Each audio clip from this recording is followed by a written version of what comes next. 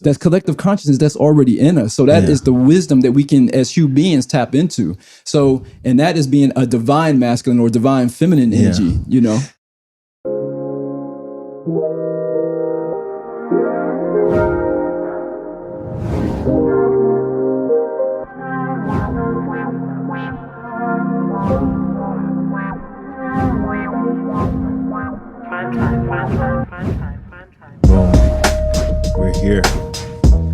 We're here.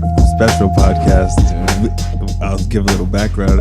Shofar and I tried to record this last year, and I almost fucking passed out. So we never ended up using it. I just was all fucked up. But we're here now. We got Shofar Graves. Fo Energy work. Yeah. I fuck up everyone's intro. It's kind of my thing. It's kind of, I think I'm just gonna stick with it and like do my best. Yeah. But like I can never get it smooth. But yeah, he's an energy worker. He and his partner do tantric work. Yes. Yeah. And so we were talking. I have lots of pictures of Mike Tyson in my house. I have one over here, Mike Tyson holding money with belts, and then I have this kind of abstract Mike Tyson piece. And he was like, "Oh, you're a fan." And the reason I'm a fan of Mike Tyson, you know, Mike Tyson was like me. I was like Mike Tyson. Mm-hmm. Obviously, I wasn't a world champion boxer, but what I was an animal. Mm-hmm. I was violent. I'd do anything I want to anybody. Sure. You know, and he had this quote that he said on his podcast. It took a lot of violence to get this soft.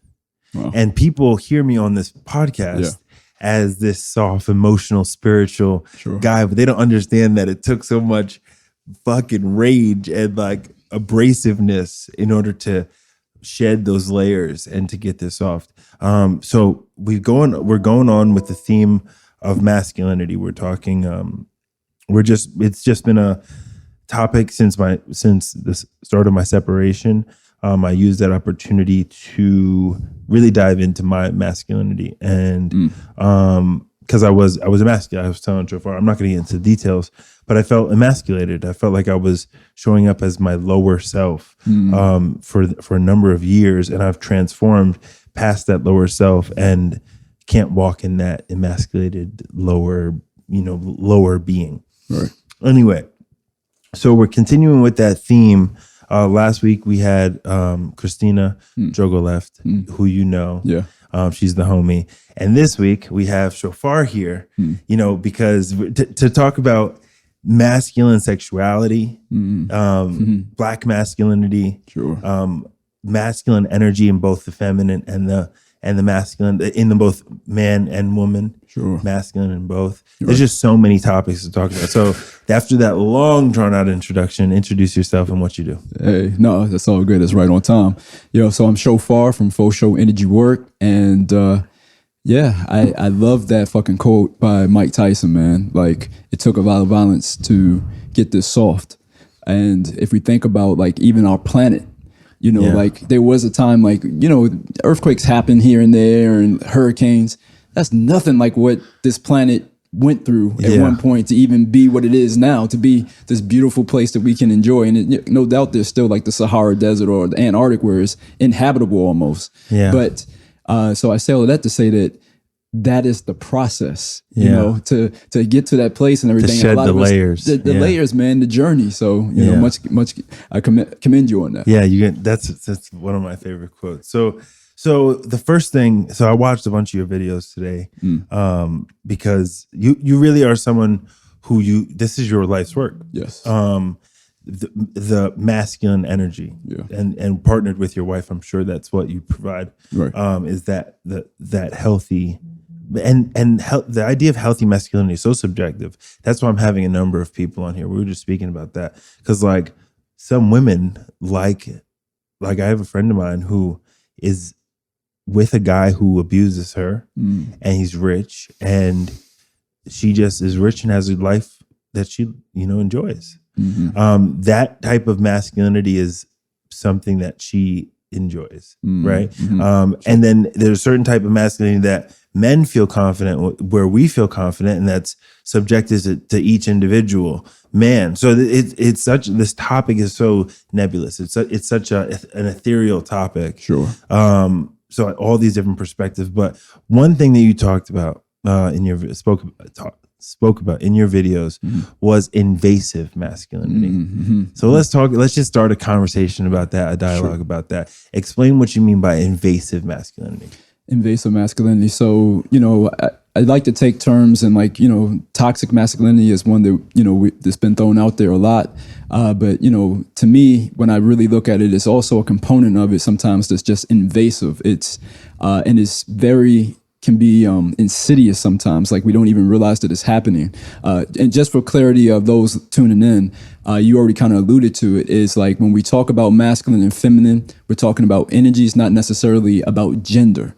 So this is something that can be expressed in all the different beautiful ways that human beings show up, binary, non-binary, all of that, so we're talking about energies. But when we talk about the energy that's invasive, it can be something as simple as like, I'm in the grocery store and you're playing an advertisement to me and I didn't ask for that. Yeah.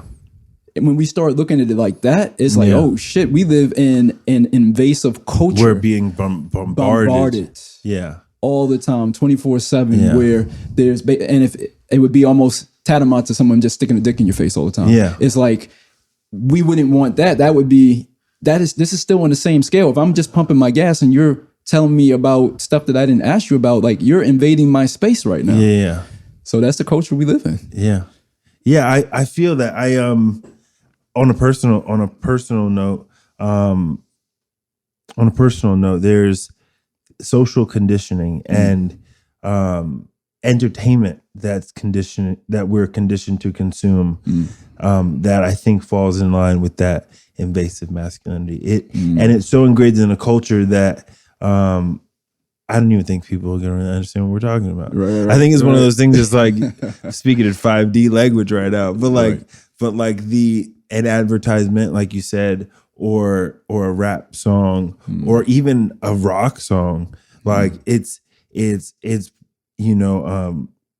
just the nature. That's the patriarchy, is what people are talking about. Right. It's literally like dick stuck in your face. But then, so that leads me to the converse. Is so that's masculinity that may be invasive, but there's something about being powerfully masculine that is assertive. Yes. That is assertive and not invasive. Where do you think that line is? It's case by case. And see, this is where the quality of Tantra or being Taoist, or basically just being in the fucking moment and being able to, like, what would be overboard in one case is totally the exact right thing in another moment. Yeah. And so I think sometimes, and this is a trait of, I think masculine that is not connected sometimes, is that it wants these different guidelines. And the thing that we're being asked to be is be more dynamic in life, is to be more in the moment and to know that, okay, in this moment, for me to do this thing and everything, this is perfectly in alignment, In another moment, that's going to be toxic. Yeah. For sure. I think in this book I'm reading, I forget the name, The Masculine and Relationship.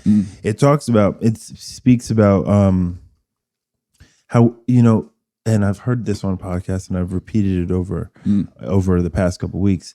Women, or anyone who's attracted to masculine energy or is seeking masculine energy, they're seeking competency. They're seeking I think a trait of well, there's another topic you talked about, masculine clarity, and I think this plays into that.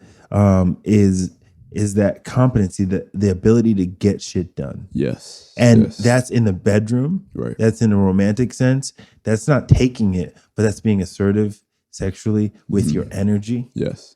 And you can speak for actually, let's go into that. Yeah. Speak further into that away from rape culture. But what does a man look like being assertive and dominant, not in the BDSM way, but in a healthy energy way? What does that look like?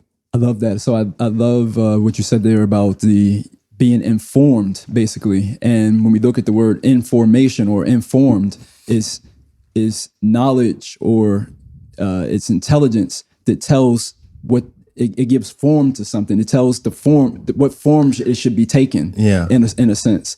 And then also the word confidence. If we look at the word and how it's actually spelled, it's confidence. Yeah. And the masculine energy, when it's truly confident, when it's informed, it confides in itself. It confides in itself. Yeah, it confides in itself. Okay. So when you're working with a couple, and that may be their problem, what would you be focusing on? And the coaching that you would give a man? Because for me, I'll just speak out about my relationship because it's easy. Just the last podcast that I did earlier this week was emotional reciprocity, and that's sexual reciprocity as well. I feel like a lot of us in sexual relationships are doing what we need to do in order to be rewarded with sex. Right? It's like, you know what I mean? Like, right. I'm Get a a Scooby snack. Yeah, I'm gonna clean up. Right. You know, I'm make sure I clean up because tonight I'm trying to fuck. You know. Yeah. And I want to. You know what I mean? Like, sure. Like, and it's not reciprocal. Like the sex shouldn't be the reward. And I've been straight up conditioned for that to the point where I'm at this period of abstinence, which you and I will speak about. Sure. But it's what does it look like for a man to be confident in the initiation of a sexual encounter for single men and men with partners? Because when you have a partner, you and your partner have been together a while, you know, it's a whole different sexual energy when you've been with someone for a long time. I think that confidence comes from because there's a divine timing, if you will. It's like the bee doesn't have to be very, you know, it has a certain confidence in going to the flower that's open. Yeah. You know, so when we talk about like we're doing jumping through hoops and stuff so that we can get a little Scooby snack or something, you know, that the is flower totally isn't different. open. Right. But there's a totally different thing. Like when the egg is ovulating, the sperm don't got to do a secret dance or, you know what I'm saying? Like it's like, here, take me. Yeah. You know what I'm saying? So again, that is a masculinity. When we're showing up in that way, we have fallen out of touch with nature herself. Yeah. Yeah, man. The way you say that doesn't feel good. We all been there. It doesn't feel good. You know, and you know, it just leads to this. We're gonna get right into this, and then we'll see where it goes. But it leads into just since this split, it's been 2 weeks since I started this period of abstinence. Officially 2 weeks today, and I'm not even interested in, you know. I feel like I've been castrated. I feel like I feel like I'm not even into women right now. Right. Shit, you know, man. Damn. You know, I'm just trying to have cool conversations with people. I don't even want to leave the house, but I'm not depressed. I'm like happy with life, but that drive is gone. So let's talk about, in your opinion, doing energy work in the sexual realm. What's your opinion on periods of abstinence? I think it's just natural sometimes to do that. I think it feels like it can be a very healthy thing. It's a regrouping as such. It's a way for you being a man. It's a way for you to honor your feminine energy in some ways, to honor like, hey, I need some time to regroup, to reheal, to recalibrate. Yeah, that's what it feels like. Yeah, and in a very, you know, toxic masculine culture, we have been told not to do that. Like, oh, you got to stay on the grind, over everything. Let's get this podcast pumping, you know, like, or, you know, you go out here and you fuck a lot of women or whatever. But the thing is like, I love that you're in contact, your masculine is in contact with your feminine enough to say like, you know what? My heart space needs, and I need to regroup a little bit. Yeah. I've been doing a lot of crying, man. I've, you know, and it's interesting that I'm doing this study. I'm essentially doing this study where I have this roll of literature that I'm like chopping my way through. I'll be through 5 books by the end of March. You know, just grinding away. It's like I'm studying for an exam, you know, gathering this information. And I'm studying masculinity, but I feel more feminine right in the space that I'm in. And not feminine I'm feminine. I feel feminine in the healing space. Sure. Crying, being emotionally available, seeking conversation. Yeah. Like if like the friends that I have, I just want to have a conversation with them, just talk. Like it was just typically a feminine kind of thing, you know. Right. It's not like I want to go to the gym with people or I want to like go fishing. No, I'm just trying to have a cool conversation. Right. Let's just kick it, companionship, and healing. And I've gotten a lot of energy work over the past week. Nice. A lot of therapy, a lot of all that. But it's interesting you made that point that I probably do need to drop into the feminine because I've been, and in my relationship, because I feel I've emasculated myself. I don't blame her. I emasculated myself because I did that. Mm-hmm. The only masculinity was the caricature of masculinity that I was portraying. Right. The toxic kind.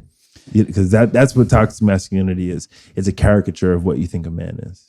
Yeah, and that's a very good point, Eric, because most of us are not given healthy examples of at what level, the government level, at what level is the average man on this planet, on this planet, on this plane now, at what place can most of us get a healthy example of masculinity? Exactly. It's non-existent. Yeah. And it's subjective, but all I know is I don't want to harm people. Right. I don't want to harm people, which you're always going to do some sort of harm, right? Like if I'm not dating and I have no interest in dating, when it comes to that, I'm just not doing that. But if I was, if we get back together, I don't know. I'm speaking. It's very hard to speak about this because we're in such a weird space. Yeah. But I just know that I don't want to do any more harm. And like you talk on your videos about rape culture, and I've spoken about this on here, and I don't think women even give this fucking thought. But like just the idea of fucking a girl and ghosting her, or just talking to a woman simply to have sex with her and then realizing you don't like her, and maybe you say to her, "Yeah, I'm not that interested anymore." Right. Like just that harm that we cause women. I just don't want to do any more of that. Sure. I don't want to do any more of that. And I just want to be grounded. And I want to know as many perspectives on this male-female interaction as possible. So since we brought up rape culture, give me your opinion on what you believe rape culture is. I think it's all those things you just touched on. Again, they're on the scale, different degrees, but on the scale, all of those things that you mentioned is still part of the rape culture. And this is coming from a masculine energy that when we are out of touch with nature, I guess, out of alignment with nature, then rather than reap, and it's just a deep sister that I got a chance to do an interview with, Melens Bart Williams. She said that there's a difference between rape and reap, and you're just changing the words. And it's like rape is like she was talking about Mother Africa because she's from Sierra Leone. Yeah. And she's like, man, Africa can, you don't got to do with the way that the European and Western powers are treating Africa is rape culture. Yeah. You don't even have to treat it like that. It's more than enough. Yeah. But you're greed. Yeah. Yeah. And it's like, give the land some time to heal, set one field here and then do another field. But no, it's just like keep getting, and you're going to wear it out. Yeah. And so, changing the way that you're talking about is like being, I think the difference between masculine energy and divine masculine energy is exactly what you talked about. It's moving our energy to the heart and above. And now we're starting to be able to make a connection. It's like, oh, you know what? I'm gonna hold off on sleeping with her because I know I'm not really into her like that. And I know that I'll cause harm. I like it.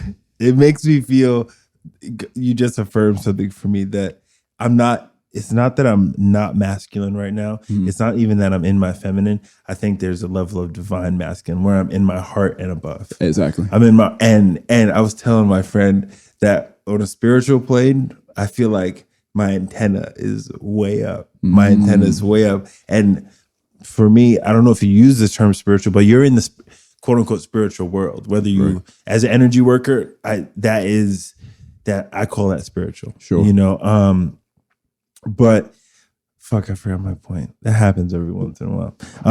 But here's what I was gonna say. Sometimes growth is doing without. That's why in Christianity people fast. Right. When you want clarity, right, you take away. Right. You take away. And that's a big thing. I feel like God has been like, and I say God because I'm lazy. Sure. But God has been like, okay, we're going to remove the distraction of lust. Mm-hmm. We're going to take this away. I removed meat from my diet. Mm-hmm. So we're going to remove all these worldly things. And we're just going to allow you to feel. Nice. We're just going to allow you to be. Nice. And connect with you and I, or you and it, or you and the collective consciousness. Yes. You know, and that's really what it feels like these times. And I'm sure you felt like that before in meditation. Yeah. And in that space where you're just so in tune with the collective consciousness that, dude, it brought me to tears the other day. I meditated for 2 hours right here, just open eye, and it brought me to weeping. I was like, yo, that's some high level kung fu spirituality right there. Dude, I was proud of that. That's dope, bro. Yeah, man. But anyway, talk about masculine clarity. Because I did a podcast on healthy masculinity a couple months ago, where I talked about having restraint is a part of healthy masculinity, doing without. But I want you to speak about what you believe masculine clarity is. I love that. So I think one of the functions of masculine clarity on the mental plane is that it provides clarity about what's real and what's not real. And by real, I mean what is in alignment for oneself and one's life and path and purpose and passions and dreams, and what is not. Yeah. And it gets very clear about that. And I like to take these esoteric things or mental plane things and make it bodily. Yeah. So on a body level, that would be like the small intestines. Yeah. It's this little 3 foot, because most of our intestines is the large intestines, but the small intestines is where most of the absorption of our nutrients is. And the small intestine says, this is good. I can do something with this. I'm gonna put this in the bloodstream and, do other things with this. This is a nutrient. And the rest of this is shit. Yeah. And on a mental plane level, the masculine energy is doing the same thing. It's like TV is blaring. I hear what this politician is saying. It's bullshit. Yeah. You know what I'm saying? So it's able to start deciphering what, and we need that force in our life. Yeah, for sure. We need to be. I don't want to say that. I can only speak for myself. Sure. And it's being able by doing without, and that masculine clarity. It's living in divine purpose, walking in that purpose, and like you said, keeping the noise. Like I here's a phrase I've been using recently. I'm getting off the merry-go-round. I'm getting off the ride. I like that. And there's a lot of people who want you on their ride. Yes. They want you on their carousel. Even in relationships, sometimes we get in cycles. I'm sure you do too when you're with a girl. Yeah. And when you're with your lady and things are not vibing and you're on the Ferris wheel. Right. You're on the fucking bed. So from now on, I think part of my divine masculine is like, I'm off the Ferris wheel. Nice, bro. I got to stay objective. Yeah. That it's talked about in these books. Both of the books, that's where this point is aligned, is just not being so emotionally driven. Being one of the books is called The Rational Male. It's one thing to be emotionality is a positive thing. Sure. But to be emotionally driven, I think actualizes chaos. To be entirely driven by emotion. And I think another part of divine masculinity is discernment. Right. Discernment and inability to be objective. Yes. To be objective. To like when someone brings up a point, I don't do that. You know when you do that. Like I used to do that a lot. Like, oh, you hear something, and I have like a reaction. No more of that. No more of that. It's listen. Let me listen. Right. Let me hear you, and then let me organize my rebuttal in my mind, and then present a rebuttal. You know what I mean? Yeah. Instead of being that driven by that emotionality, I think I think that's another piece of that we're just not connected with, that we just are disconnected with. It's such a emotionally driven culture, like outrage culture, like cancel culture. It's so emotionally driven. It's like no one's thinking shit, or even our politics, no one's thinking clearly. We're voting based off of our emotions.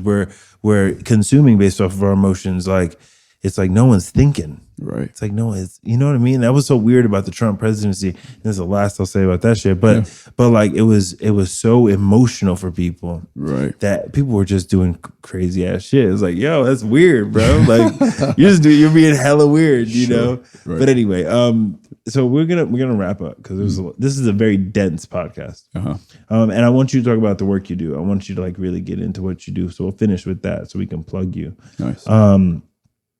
But your theory, there's two theories you spoke about. Orgasm as healing and orgasm as expanding consciousness. So I'm gonna shut the fuck up and I'm gonna let you do the math. Right. Well, the orgasm is healing. To speak on that one real quick, succinctly. You talked about the culture, the emotional culture, and so I believe that orgasm is one of those energies that helps us to start with the clarity of those emotions. It's like those emotions, the anger, the frustration, the sadness, these different feelings that we feel that are a part of life. But orgasm is the ability to be able to now release these things and transmute them. And in that transmutation, it allows for us to expand our consciousness, to see things in a different way. It's like, oh yeah, this happened and it felt shitty in that moment. And I felt it was body-based and everything. But now in having transmuted it, I can see a different perspective on it, where that was actually a blessing. Yeah. Yeah. And that hardness, that violence made me soft. Yeah. And here we are back where we started. Tie that shit all the way back. Yeah. But talk about how it's expanding consciousness. So how it expands consciousness is to be able to, I say to close this out, we talked about the masculinity and divine masculinity. So I believe that when we are emotionality and stuck in our sensuality and don't have a certain mastery to it, that's at us being at a juvenile masculine that's level. Fire right there. And then and we get caught up in this culture about intelligence and cleverness and smarts, IQs, but that can be duplicated. That's called AI, artificial intelligence. Yeah. But they can't make artificial love. They can't make artificial wisdom. Yeah. You have AW, and those things are higher qualities of consciousness, to be able to know things without knowing. How does the peregrine falcon that starts off in British Columbia fly all the way to Argentina and then back to the same nesting grounds? Yeah. The same exact nesting grounds in British Columbia. There's a particular fish that in its mating dance, it will make a geometrical shape. It's beautiful. It's like symmetrical, and it doesn't have a bird's eye view. It's doing it at the ground level, at the bottom of the sand with its tail and stuff. Yeah. And it makes a little nest.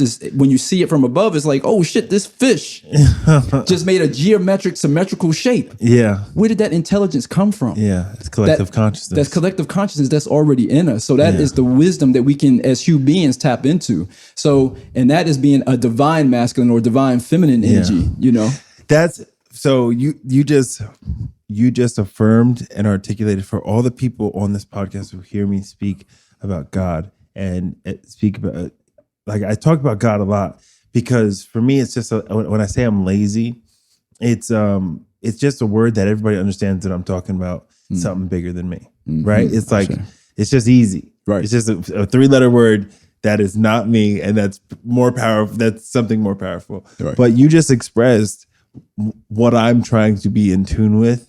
And you've brought alignment today that I feel like I'm in my divine masculinity. I think right now where I'm not driven by lust. I'm not driven by the world.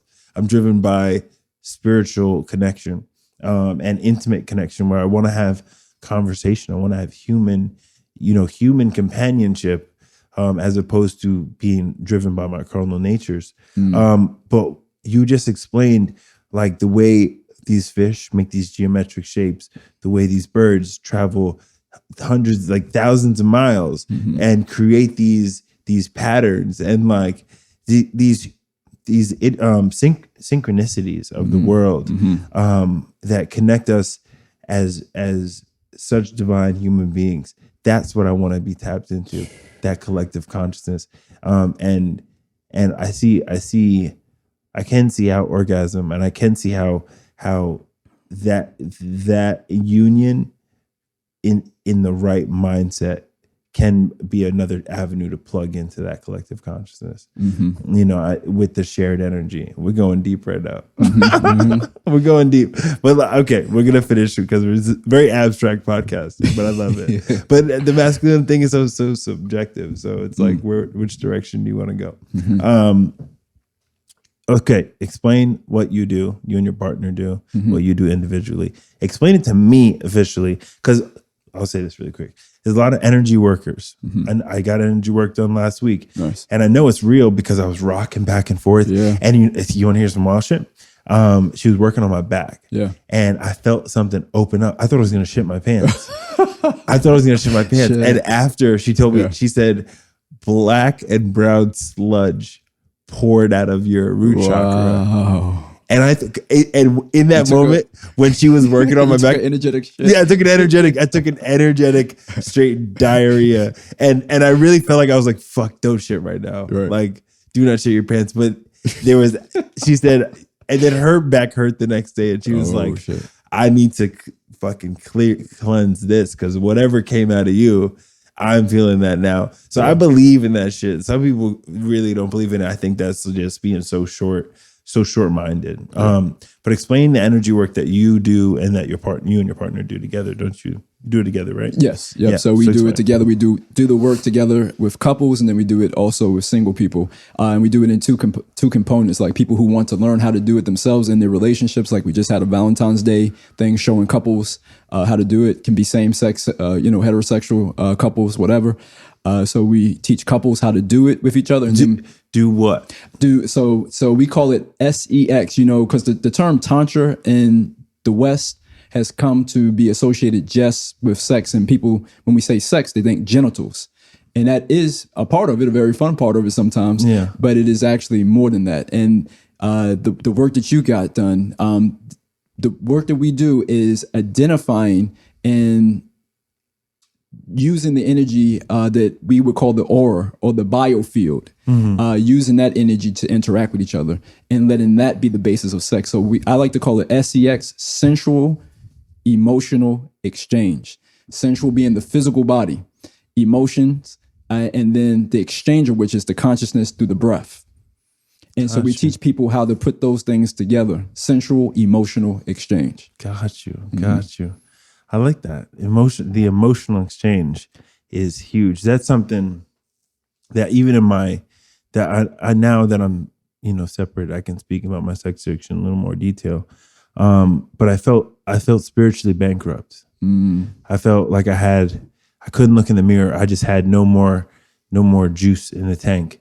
And I was pouring so much of my emotion and spiritual bandwidth into other people for sexual gratification. And I would end up sitting at the end of the bed being like, fuck, you shouldn't have done this, and just being poured out.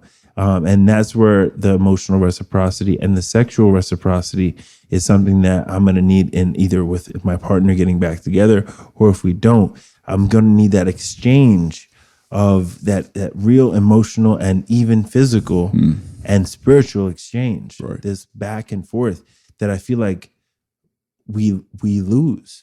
We lose when one person takes power. The other when one person loses power, the other may feel like they need to take power. And now there's a push and pull, and it should be an ebb and a flow.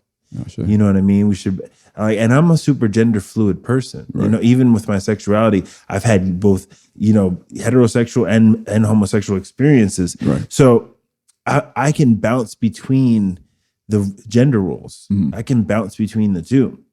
But like I said, when you get caught up in the toxic cycle and either the woman is beat down, because you see that all the time, where the woman is taken from her divine feminine or the man is taken from his divine masculine, that push-pull becomes toxic and something you can't work with.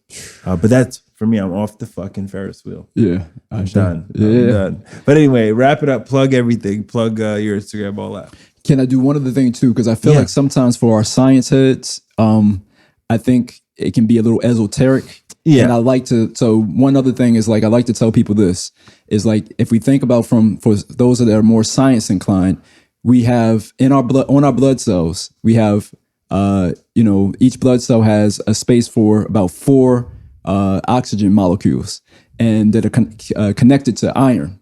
And that oxygen and iron have an electromagnetic field on it. And as it spins very fast through our arteries and veins, it creates an electromagnetic field around us.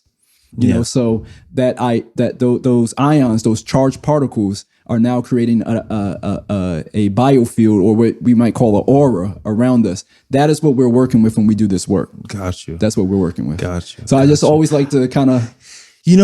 I have, and I'll tell you the honest to God truth, like I'm hesitant to have healers on the podcast. Right. Because it's so intangible. Right. And it's something you have to experience. Right. And it's like Reiki masters, right? It's like this on a scientific level, is Reiki bullshit? Right. Are some people bullshitting? Right. With like tarot cards. Like, is some of it bullshit? Is Zodiac? It's some of it bullshit. But I pulled a tarot card today that was exactly where I'm at in my life. But do you want to hear something else? Yeah. Christianity is equally as bullshit. And do you know why? Because they don't know either. They believe. They believe. Right. So like it's all up in the air. And it's not just Christianity, it's Islam, it's Judaism. No one knows. They're all just like, I hope so. You know what I mean? Sure. They're like, if you think of it in a literal sense, it's like no one knows definitively. So if you have a hard time, believing in this stuff, try it. Be open-minded to trying it. If you have a hard time when we talk about the spiritual thing, understand collective consciousness is a real thing. Sure. That is something that's undeniable. They did a study where they gave one control group crossword puzzle. Crossword puzzle that no one has ever done. It's a brand new crossword puzzle. Sure. And everybody had to test the time to finish the crossword puzzle. Mm-hmm. Then they gave a crossword puzzle that went out into the newspaper, that was out nationally in a newspaper. Okay. And everybody did that crossword puzzle faster than they did the one that no one's ever seen before. Huh. So theoretically, once it was out into the universe, sure. Once it was out into the universe, it was easily downloaded. Also, if you look at Occupy Wall Street time, it was a international spread. It was Occupy Wall Street. It was Spain. It was Portugal. It was Greece. It was Egypt. It was fucking Muammar Gaddafi. It was, I think died something shortly in that area. Like there was constant crisis and uprising in every inch of the world. It seemed like, and I think that was a collective. And this is when Twitter came out, but it's collectively. We've been all like, we're all watching the same things. We're like, oh, I'm having this. It's just, it's almost undeniable to me, the idea of this collective knowledge. And if you look at the ancients, they fully believed in it and fully built civilizations based on it. So, and to me, I study that. I study those things.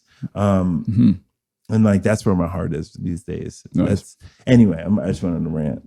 That was good shit. Plug your Instagram. Yeah, so Instagram is Fo _Sho SHO _energy _work. Fo Sho Energy work. Bet. Website? Website is the same, no spaces, FoShoEnergyWork.com.